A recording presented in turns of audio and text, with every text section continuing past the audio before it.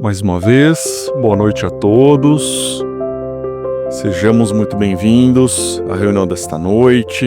Que a paz e o amor de nosso Senhor Jesus Cristo possa nos envolver e nos amparar. E que possamos todos encontrar nesta noite aquilo que viemos buscar nesta casa. Então vamos da primeira parte, continuar falando do Evangelho segundo o Espiritismo. Estamos no capítulo de número 7. Bem-aventurados os pobres de espírito. E o tópico de hoje, muito interessante, chama-se o orgulho e a humildade. O estudo de hoje se baseia em um texto deixado ali como instrução pelo espírito de Lacordaire. Este espírito, excelso espírito, foi contemporâneo de Kardec, foi um padre dominicano, educador, e já desencarnado teve condições de colaborar com a codificação kardeciana. Então nós temos alguns textos dele na codificação da doutrina espírita, e vemos que são textos sempre muito interessantes, muito profundos. E é o caso do texto de hoje, que ele fala sobre o orgulho e a humildade. Ele já começa o texto dizendo assim, que a humildade é virtude muito esquecida entre vós. Então ele já começa o texto dando um chacoalhão na gente, né? Quando a gente que lê e fala, poxa, a humildade é uma virtude desconhecida entre vós. Mas o que a gente pode destacar dessa frase inicial, que é um ponto muito importante das reflexões dessa noite, é justamente que a percepção de que a humildade é uma virtude. Sendo uma virtude, significa então que a humildade faz parte das conquistas morais do nosso espírito. Muitas vezes, quando a gente pensa em humildade, a gente tem uma percepção até um tanto quanto pejorativa, supondo que aquele que é humilde é um subserviente, aquele que aceita a autoridade alheia, aquele que não discute, aquele que não tem amor próprio, né? E vem a doutrina espírita nos dar uma percepção tanto quanto diferente a respeito dessa palavra, já nos dizendo de cara, aqui Lacordaire, que se trata de uma virtude, que nós então temos condições de desenvolver. E a gente pega o livro Pensamento e Vida, livro trazido por Emmanuel, pela psicografia de Chico Xavier, e lá Emmanuel vai nos falar que a humildade é força divina. Olha que interessante, ele diz que humildade é força divina em todos os domínios da natureza. É um texto curto, de uma página só, e quando ele fala isso e cita um exemplo sobre o sol e os musgos, eu fiquei pensando, poxa, ele poderia ter escrito mais aqui, ter dado mais exemplos. Mas me ocorreu, por exemplo, cogitar de uma semente, né? Quando nós temos ali em mãos uma simples semente, ela existe por si só.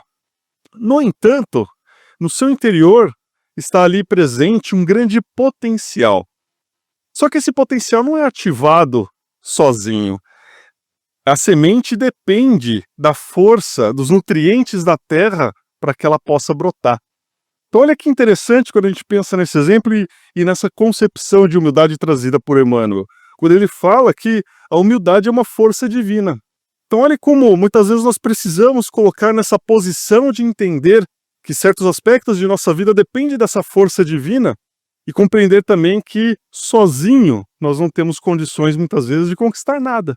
O que seria de nós se tivéssemos de viver amanhã sozinhos, relegados?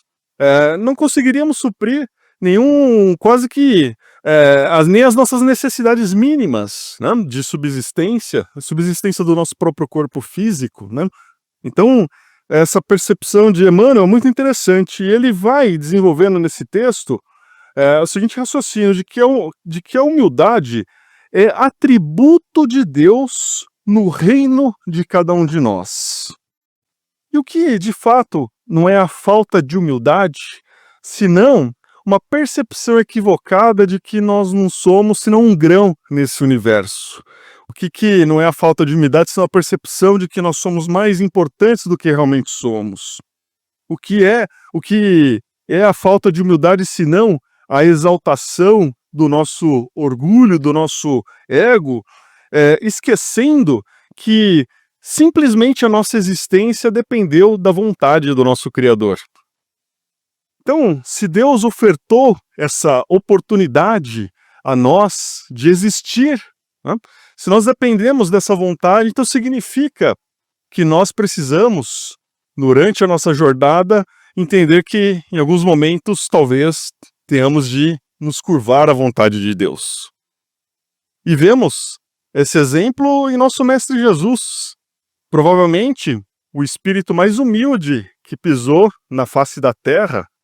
Ele, quando estava diante da prova da prisão e do Calvário, o que ele disse? Ele disse: Pai, se queres, afasta de mim esse cálice. Contudo, não seja feita a minha vontade, seja feita a tua vontade. Legitimando, inclusive, aquele trecho da prece que ele nos legou, quando disse para Deus olhar para nós e fazer a vontade dele, e não a nossa. Então, a humildade, sem dúvida alguma, é uma virtude que todos nós precisaremos conquistar ao longo das nossas existências. E trata-se de uma virtude muito difícil de ser conquistada, tanto que Lacordaire disse, aqui com todas as letras, uma virtude muito esquecida entre vós. E quem de nós pode dizer que já está em condições de se considerar plenamente humilde?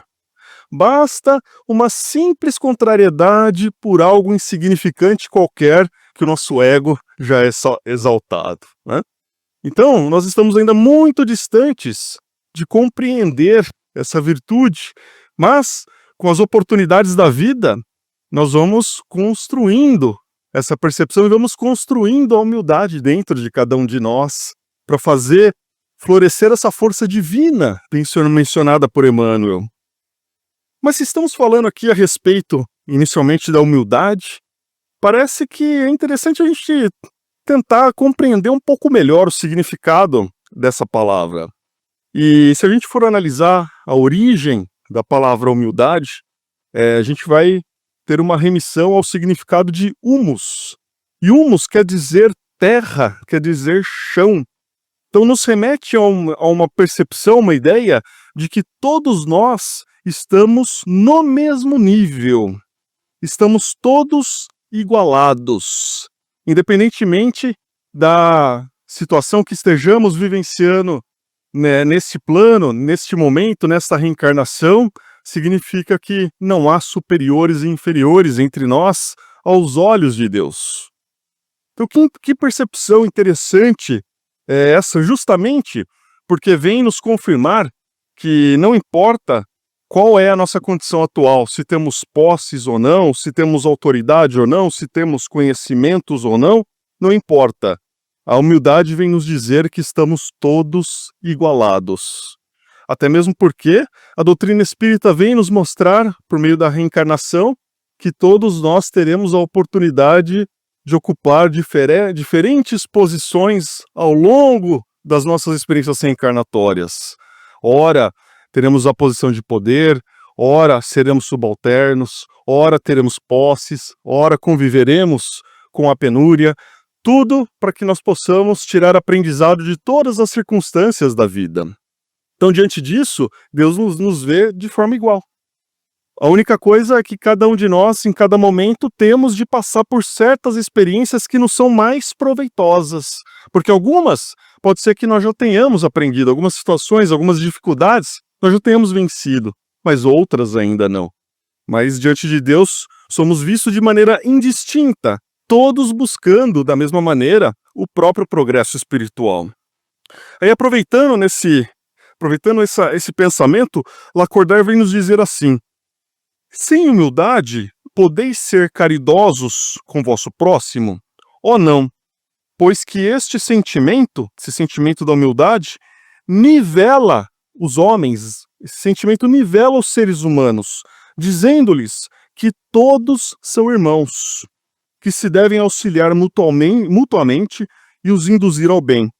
Sem a humildade, Olha que interessante. Sem a humildade, apenas vos adornais de virtudes que não possuis, como se trouxesses um vestuário para ocultar as deformidades do próprio corpo, do vosso corpo.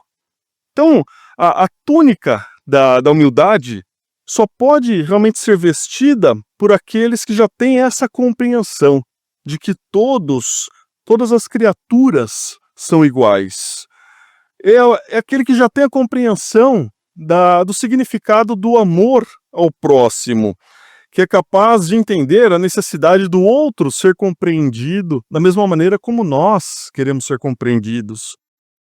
Da mesma maneira que o outro quer ser perdoado da forma como nós queremos ser perdoados. E a importância de entender que as necessidades do outro são tão importantes quanto as nossas próprias necessidades. E aí, aproveitando esse raciocínio, Lacordaire vem nos falar o seguinte: ó rico, enquanto dormes sob dourados tetos, ao abrigo do frio, ignoras que jazem sobre a palha milhares de irmãos teus que valem tanto quanto tu? Que olha como é difícil às vezes a gente entender que o outro tem o mesmo valor do que nós. E olha Lacordaire nos recordando a necessidade desse pensamento. Não é teu igual o infeliz que passa fome? Ao ouvires isso, bem o sei, revolta-se o teu orgulho. Concordarás em dar-lhe uma esmola, mas em lhe apertar fraternalmente a mão? Nunca. Pois que, dirás, eu de sangue nobre, grande da terra, igual a esse miserável coberto de andrajos? Se fôssemos iguais, por que eu teria Deus colocado tão baixo e a mim tão alto? É exato que as vossas vestes não se assemelham, mas despie-vos ambos, que diferença haverá entre nós? A nobreza do sangue, dirás. A química, porém, ainda nenhuma diferença descobriu entre o sangue de um grão-senhor e o de um plebeu. Olha a lição que Lacordaire vem nos falar a respeito dessa lição da humildade. Que não a pedirás um dia a esse mesmo a quem hoje desprezas. Olha, ele nos lembrando a mudança de patamares que nós podemos ter na própria reencarnação presente, como entre as reencarnações. Então, são eternas as riquezas? Pergunta Lacordaire. Não desaparecem quando se extingue o corpo, envoltório perecível do espírito? Então, certamente, nenhum de nós pode perder de vista a importância de valorizar todas as conquistas que nós temos nesta reencarnação, especialmente sendo fruto do nosso esforço, do nosso empenho honesto em obter as conquistas de ordem material, as conquistas de ordem intelectual, as conquistas que dizem respeito à criação de nossa família. Tudo isso tem muita importância, claro, porque são essas circunstâncias que servem para que nós possamos ir provando que nós já estamos aprendendo as lições de Jesus, que nós já estamos procurando seguir os caminhos que Deus deseja que sigamos para que atinjamos a evolução espiritual.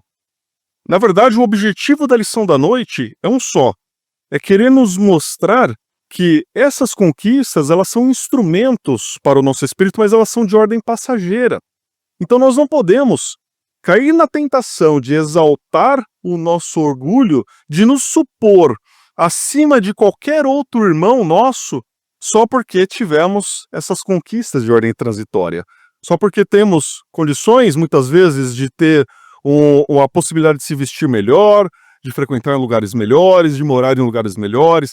Muitas vezes temos a oportunidade de exercer a autoridade sobre alguém. Nós nunca podemos exaltar o orgulho, esquecer da humildade, esquecer que todos, perante aos olhos de Deus, somos iguais. E hoje, se estamos sendo servidos, pode ser que ontem já servimos ou amanhã serviremos. Então, esse é o ponto central da lição, mostrar que a reencarnação é justamente essa escola para mostrar que todos nós somos iguais e todos nós teremos a necessidade de passar pelas provas que a cada um está destinada. E no capítulo 2 do Evangelho segundo o Espiritismo, nós já tivemos a oportunidade de estudá-lo, o relato de um espírito que na sua última reencarnação foi uma rainha. E ela diz ali com uma certa frustração que perdeu a oportunidade de deixar de lado o orgulho, porque ela recebeu essa oportunidade de ser rainha e, diga-se, uma difícil prova perante ao plano material, justamente porque ela tinha que se despir do orgulho, tinha que cultivar a humildade. Aí essa rainha, ela diz assim no texto: quem melhor do que eu pode compreender a verdade dessas palavras do nosso Senhor? O meu reino não é deste mundo. O orgulho me perdeu na terra. Quem, pois, compreenderia o nenhum valor dos reinos da terra se eu não o compreendia? Que trouxe eu comigo da minha realeza terrena? Nada, absolutamente nada. E como que para tornar mais terrível a lição, ela nem sequer me acompanhou até o túmulo. Aí ela diz que foi rainha entre os homens, mas no plano espiritual, o que ela era? Se sentia inclusive humilhada, porque ela não foi recebida como soberana e via que aqueles que estavam abaixo dela, no plano espiritual, se mostravam numa condição superior. Então olha a lição que ela traz, e ela traz uma advertência para nós. Ela diz assim: correm os homens por alcançar os bens terrestres, como se os houvessem de guardar para sempre. Ainda aqui outra ilusão. Cedo se apercebem eles de que apenas apanharam uma sombra e desprezaram os únicos bens reais e duradouros, os únicos que lhes aproveitam na morada celeste, os únicos que lhes podem facultar acesso a estas. Então, é uma grande advertência trazida por essa rainha, mas vamos observar as dificuldades que nós mesmos vivemos nessa nossa reencarnação, as dores que nós temos, as aflições, todas essas angústias que nós carregamos. Se a gente fizer uma análise cuidadosa de sua causa, do seu contexto, é muito provável que a gente vai chegar à mesma conclusão, a de que essas experiências que para os nossos olhos são vistas como dolorosas, são, na verdade, oportunidades que Deus está dando para nós cultivarmos a humildade. Vejamos no campo dos relacionamentos, no campo do trabalho, no campo da saúde, como nós passamos por dificuldades que vêm para quebrar o nosso orgulho, para quebrar o nosso ego, para mostrar que todos nós estamos em pé de igualdade. E aí, essas experiências vão afetar cada um de nós de maneira diferente, dentro daquelas lições que nós precisamos tirar dessa experiência. Então, todas essas experiências, como foi dito, elas correspondem a conquistas divinas do nosso espírito, se nós conseguimos aproveitá-las. Diferente do relato da rainha que se mostrou frustrada por não ter conseguido passar pela prova do orgulho, assumindo a realeza. E o tema da noite nos faz lembrar de um texto muito interessante de Maria Dolores, chamado justamente Divina Conquista. Um texto trazido por nosso amado, querido Chico Xavier. E Maria Dolores diz que essa é uma singela narrativa que ela ouviu de um amado amigo. Era um gênio entre os gênios. E é uma história que ele guardava já há milênios, ia contando para as pessoas, para os desencarnados. E um espírito já havia conquistado uma inteligência primorosa, uma inteligência rara, mas ele demonstrou um desejo superior, o desejo de trabalhar junto com nosso Senhor Jesus Cristo, de estar ao lado do Mestre. Para isso, ele pediu a concessão de reencarnar como um rei. Essa concessão foi dada. Ele reencarnou como um soberano na Terra e passou pela prova de uma maneira exitosa. Ele foi grande, poderoso, justo e humano. De volta ao grande lar, ele pediu aos divinos mentores para que ele pudesse reencarnar como um santo. Então voltou ao mundo transformado, viveu em isolamento, entre preces e jejum, e não fez mal algum. Aí passou-se algum tempo e foi preparada uma nova vinda dele ao plano terrestre. Ele pediu para ser artista. Foi músico e pintor, marcou uma geração. Depois disso, de vida em vida, justamente cultivando essa imensa vontade de estar junto com Cristo, ele foi tendo várias experiências, como escritor, como juiz, como cientista, como operário. Até que chegou um dia que ele pensou: eu estou pedindo sempre para ser algo. Mas ele disse então: Senhor, Senhor, tenho escolhido tanto, ignoro, porém, o que te agrade. Ignoro o que o Senhor quer que eu seja. Então dá-me agora, Jesus, tua vontade. Ensina-me o dever, para que eu seja o que preciso ser. Então o tempo passou, até que aquele espírito voltou a renascer numa casa singela. A vida lhe corria bela e doce quando seus pais retornaram ao plano espiritual. Suportando a prova da orfandade, viu seus irmãos prejudicando seu direito de herança. Mas ele não apresentou qualquer reclamação. Esqueceu todo o mal, estudou, se fez negociante e lavrador. Casou-se, converteu-se em pai, guiado pelo amor. Mas, quando se dedicava a socorrer os pobres e os doentes, a família se insurgiu. A esposa lhe trocou carinho e companhia por homem tocado de ambição. Os filhos lhe declararam demente.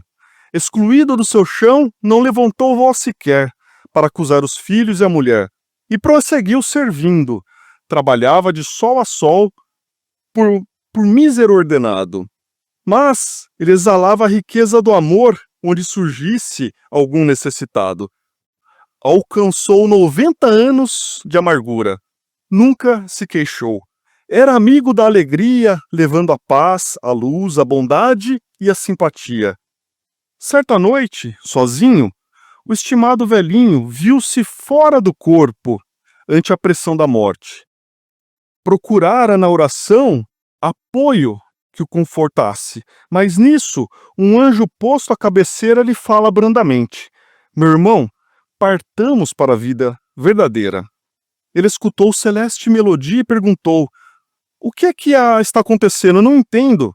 Aí o emissário lhe explicou: é a música divina saudando um justo que acabou vencendo. Assombrado, ele indagou: quem será esse justo? Deus de amor. O silêncio se fez presente. Logo após, a chorar de emoção, o velhinho viu que o próprio Jesus vinha buscá-lo. Protestando, ele gritou: Senhor, eu não mereço. Mas o Cristo avançou, estendendo-lhe a mão. Soluçando de amor e alegria, o pobre irradiou sublime claridade. No entanto, nem notou que ele próprio trazia, no próprio coração, a estrela da humildade. Vamos para a segunda parte. E sobre a reunião de hoje, sobre a humildade. Olha para vocês verem. No livro do Chico Xavier, Irmão X, ele conta lá que no plano espiritual estava tendo uma reunião. Jesus queria entrevistar um daqueles que estavam participando da reunião. Então tinha nessa reunião um sacerdote, tinha lá um pastor, tinha alguém que tinha um cargo de mando na situação política e uma série de personalidades ali importantes. Mas tinha um lá, olha, tinha um que destoava do grupo. A vestimenta dele chamava muita atenção. Era uma vestimenta rota, ele estava por ali e tinha um entrevistador. Então chegou no sacerdote: o que você fez na terra? Eu representei o Cristo. Chegou no outro, eu fiz isso, no outro eu fiz isso. Chegou nele: e você, meu irmão? Ele falou: nem sei porque eu cheguei até aqui. Eu estava muito ocupado para pensar em Deus. Eu estava atendendo o povo no deserto, sedento, curando feridas, etc. e tal. Ele falou: bom, como você chegou até aqui, nós vamos levar o seu nome ao Senhor. e levou o nome dele. Vamos colocar alguém aqui que serviu. Quando voltou, a faixa tinha o nome dele. Olha, Jesus queria uma entrevista com ele, porque ele realmente foi aquele humilde, aquele que fez sem aparecer. Então que a gente possa, no coração, levar isso para nós. Quando surgir alguma oportunidade, a gente pensar, principalmente na reunião de hoje. Que Deus nos abençoe. Muito obrigado, gente. Está encerrado.